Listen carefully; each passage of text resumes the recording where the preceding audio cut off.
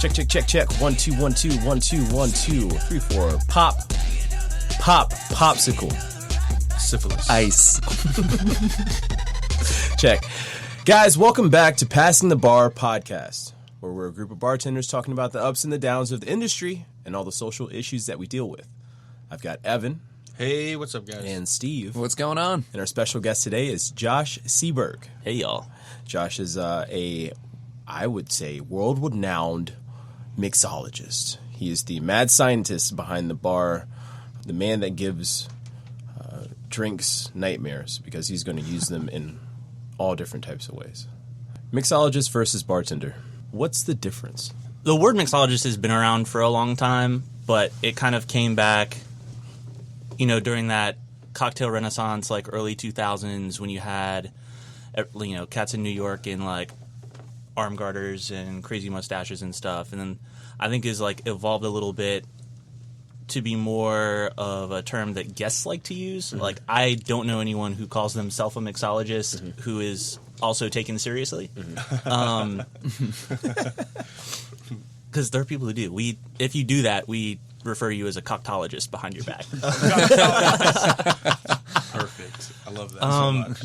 But I think, like, what it is now is, like, the difference is, like, a mixologist, if you will, is someone who spends a lot of time understanding balance of flavor and, like, working on ingredients and doing all these things and, like, putting them together to make cool drinks. But a bartender is someone who makes their guest feel good about drinking at their bar. Mm-hmm. And, like, you can be a dope bartender without being a mixologist and without, like, fucking around with any of that. But I think it's really hard to be, like, a mixologist without being a good bartender. Right. That's how you get into those, like, the mustache twirlers who, like, when you sit down and order a vodka soda, they're like, vodka? Have you ever heard of gin? Yeah. It's basically just flavored vodka. Right. And, I mean, it is, and I'm not going to lie. That was definitely me for, like, a couple early years. Yeah. But I had the great fortune of having some mentors and running into some people like Chris and Evan who, were like, hey, man, it's, like, okay to chill out a little bit. Well, I can say that I met you at you're working at Twist. Yeah. Yeah, and so when I met you at Twist, like, I met you there a couple times, and, like, when I first got, it's the first time I've been to Twist, actually, and you were, you're showing me, different, bitters and stuff you had. You're making me a cocktail. I can't remember what it was. It's probably like old-fashioned, because that's just what I normally do, But I will say that the way you did it wasn't pretentious. You know what I mean? I have been around people before that are, like, very, like you just said, like, why are you guys drinking a, vodka soda, or, why don't you drink this other thing? Okay, so that's some grade A coctology shit. Yes! Yeah, that's what I'm getting at. That's what I was leading up to. So, like, dead-ass, coctologist. Yeah. Coctologist. And so, I mean, like, I'm absolutely not innocent of that. Like, that was me for a hot minute, and there are, like, a lot of people who still, like, don't fuck with me, like, because of that, even though, I like to think I've changed. But one of my best friends, like, actually the dude who was the best man in my wedding, the way we met is we had, like, a mutual employee when I was running my first bar, and this dude was like, he's like, you gotta meet my boy Stefan. You two are the only people I've ever met who, like, talk about vermouth this much. That's great. And I was like, all right, cool. So, like, we got each other's numbers, and we, like, met up for coffee, and we sit down, and, Stefan's, like, older than me. He'd worked at a bunch of places, and then at the time was, like, part owner in a restaurant. And he's like, what's up, man? It's good to meet you. I just had a quick question for you.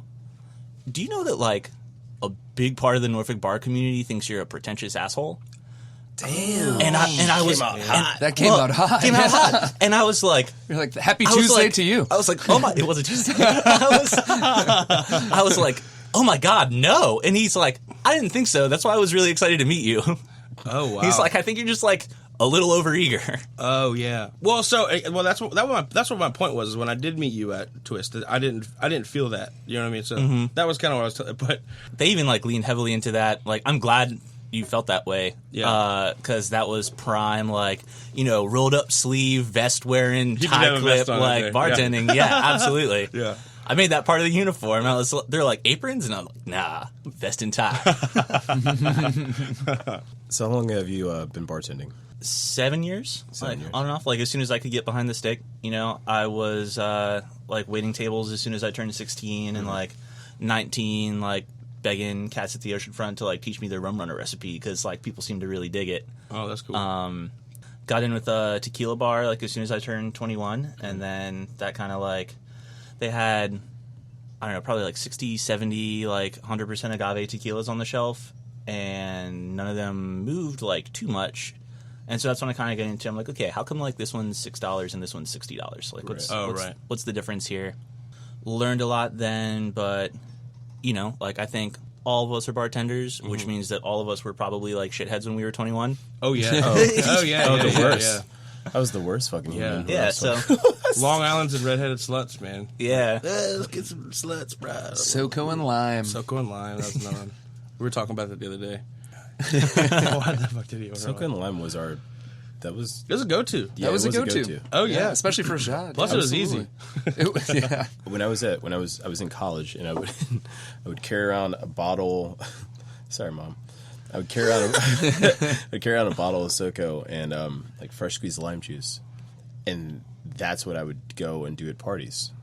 We would we'd like bottle, you know, whatever the lime juice that you can get from like the grocery store is. You know, that comes in like a little lime-looking bottle. Oh God, that's tart. Yeah, right. Woo.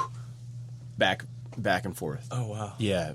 Anyway, man, you said fresh squeeze. I was about to like shout you out for putting in the effort. I was like, hell yeah, man! I'm picturing him just juicing right before he goes out. You're like, what are you doing? It's like a big party night, man. Pulling out a paring knife, a couple limes. so these guys.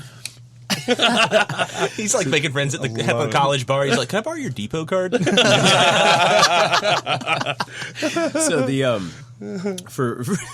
for me, my interest in crafting cocktails and learning the difference about profiles didn't come until I started working at the Art House. Oh yeah, because every place that I had worked before that were based on high volume. Yeah. There was really no craft that was in it. It was always the basic 1-2 part drinks, beers in a bottle. Here's a college. Yep. Here's downtown club. And then I started working at the Yard House, and you know, okay, you guys are crafting your citrus agave. Yeah. And then we had twists. And that's why we met you. And like it really kind of piqued my interest. You know, it just seemed like an aspect of the industry that I never had like thought about before. For sure. It is fun. I mean, and I think that, you know, working there, I mean, that was a big, but for both of us, like when I first started working there, like at the opening, you know, I got hired there. I did good on my pour test. I didn't really pour test before that, but I guess my counts were good when they threw it on me. They're like, okay, as your interview, you're gonna pour test, pour me 1.5, and I'm like, okay, but so I'm doing like a 1.5, a 2 ounce, and then it was Dave or who was it? Rappaport. Rappaport was the one testing me, but anyways, he's like, man, you hit it, dude. You did a great job. And I'm like, oh, cool, man. Fair. Yeah, and so you know, I got the job. Hell yeah. I didn't realize how many drinks they had. You know what I mean? So, you know, day one, here's your drink list, here's your drink recipes. I was under the impression it was going to be like every other bar I worked at, where it's like rum and coke, you know, vodka tonic, you know, crack this beer, crack that beer, Long Island. And then, boom, here's 70 cocktails you have to learn like a week and a half. And it's like, holy shit, man, this is crazy. I started doing more research. I started to look up the different shows, the expos, books. Please Don't Tell. I've got the PDT book. Hell yeah. A bunch of other like classic cocktail books that are out there too. Speaking of shows, I know that you've been to Tales before. Tales of the Cocktail. Can you explain that experience, because it's something that I still want to go to? So it's pretty cool. We're in like now kind of at a point where we've got quite a few shows like that, but Tales was definitely like the OG and is still. My understanding is like kind of in its fledgling days. It was like an opportunity for people to go and like kind of put an influx of money into like the awesome bar community that is New Orleans during like, you know, not a lot of people want to hang out in New Orleans in July. Oh, yeah, right. Is it hot? A little bit. You know that like late July, mid-August Virginia Beach thing where it's like you walk outside and it's like you're immediately like tucked under a sweaty ball sack? Yeah. Double that. Yeah. I just got teabagged by the sun. Just 2 times. Yeah. But yeah, so basically it's a week-long thing where like the mornings are filled with different seminars that you apply to. You buy them on like a per-ticket basis for like what you're interested in. And then in the afternoons, there's like awesome book signings, you know, like just different kind of lighter trade events. And then at night are just some like big, ridiculous parties.